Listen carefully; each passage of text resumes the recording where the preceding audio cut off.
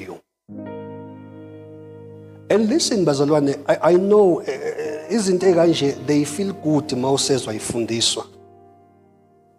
But when you are in the midst of a situation, sekusebenza isobriety, you are sober, there is no longer mfundisi phambi kwakho, there is no longer bazalwane.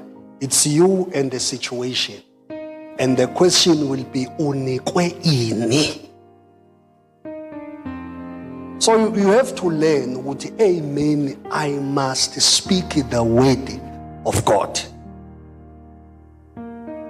And ngeke ulikhulume izwi likaNkulunkulu ube neziginci ezikuvumelayo.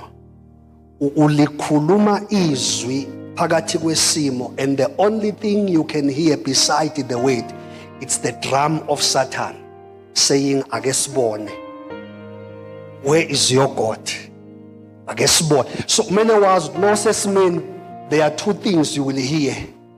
Uzobe uzwa izwi likaNkulunkulu, but beside the word of God, uzobe uzwa in the drum of the devil. Ek challenger, ek pikela, et akesibone ukuthi how big is your faith. So sekumele ube sober ukuthi lelizwi yile zongikhipha la kukho kunye. One of the things bazalwane ezenza sipushe towards maturity as believers, we push to maturity because the assignment that God has entrusted us with, angeke sikhone ukuyi-execute successfully until we mature. Until we mature. There are deep things of God okumele ngabe we are beginning to move kuzo, but lento yobuntwana enkosini sometimes it hinders us. There are blessings that we need to move with dimensions yawo, but lento yobuntwana hinders us. That is why singabazalwane kuba sengathi nempumelelo yethu ufeel ukuthi I'm succeeding, but it feels like crumbs, leftovers. Wakwazi ukuthi my life is moving, but what I'm receiving, it's the crumbs. Uzukuthi eneman, I feel ukuthi I must be somewhere than here. Yes, my life is moving, but angakutholi lokhu. Azalwana angazi noma ke manje mele ngehle ngize lapho.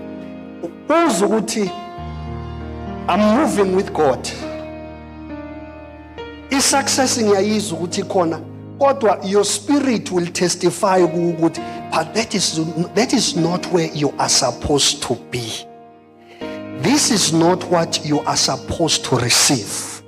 Yes, I'm receiving, but somewhere my spirit is communicating ukuthi but ngokwesimo sakho mele ngabe you are receiving better things than this. Senimele wazi ukuthi usho ukuthi I'm battling not with devil phela, but another part that is hindering me, ukungafuni ukukhula. Angazi ke ukungafuni kwenze njani bazalwane? La ekukhuleni akukho ukukhula ozo experience without trials. Immaturity comes with what, bazalwane? Yeah. Awukhuli uma uyikholwa elithanda nice times, because uNkulunkulu iground alibekile for growth. It is through trials, discipline, yabo, challenges, because God will teach you. He will teach you. There's an exposure to a challenge, not so that ezobona yena. He is exposing you to yourself ukuthi buka ukuthi usohambe kangakanani, buka ukuthi kusashoda kangakanani. So uNkulunkulu will teach you stuff about the walk of faith. There's an exposure to a situation. Not ngoba uya-experimenta ngawe. Uyazi ukuthi uzohluleka or not.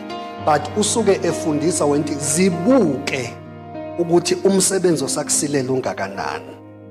Zibuke futhi ukuthi how far you have come. Mina whenever God puts me in the situation, akangifaki kuso so that I can feel ashamed ukuthi angizami. Uthe ngitshengisa ukuthi kusashoda kangakanani, aphinde futhi athi buka how far you have come. So if you have come this far, kusho ukuthi nalokhu ungaphinda ukwenze njani na? So immaturity ayifiki through fasting and prayer.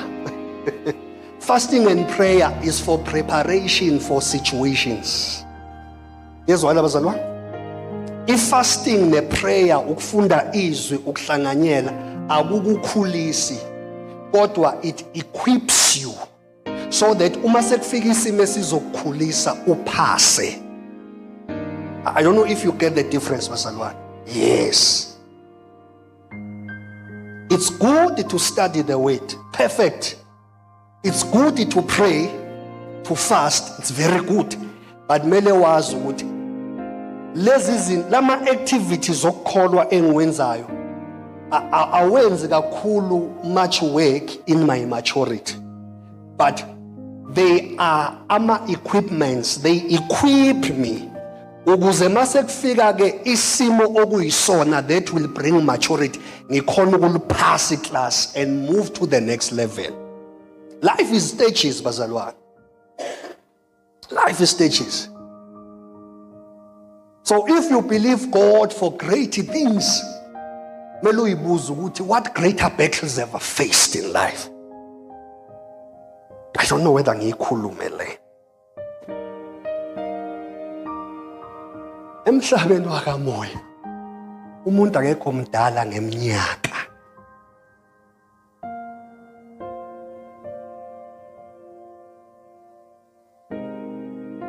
Mawufuna ukwazi ukuthi uDlamini, how old are you ekukholweni? Iminyaka ibalwa ngama-battles that you have faced and conquered, not numbers.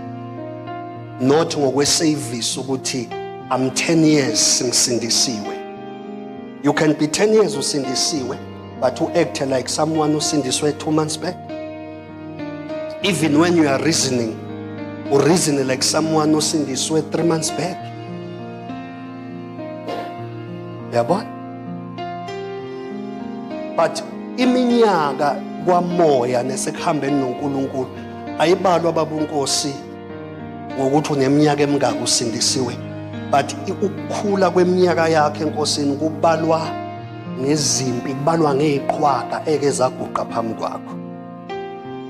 That is why kunomuntu ozombona emncane, but mawuthi utshengiswa ngayo spiritual umbone nezinwele ezimhlophe, because inwele ezimhlophe zibala zikhuluma about growth, wisdom.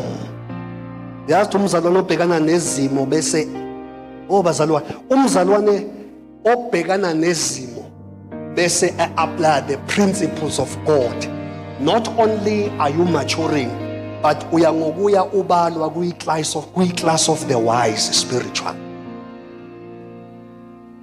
Because even when you speak, awusakhulumi your emotions, ukhuluma the patterns of the journey. Hallelujah. Ukhuluma wathi bazalwane? The patterns of the journey. Make wavula umlomo nomuntu ade xakekile uyaqala benama answers. Why? Because you've walked the walk. You did your due diligence in applying the principles. Amen. Then we say you are a son of God. Hallelujah. So let us do what, bazalwane?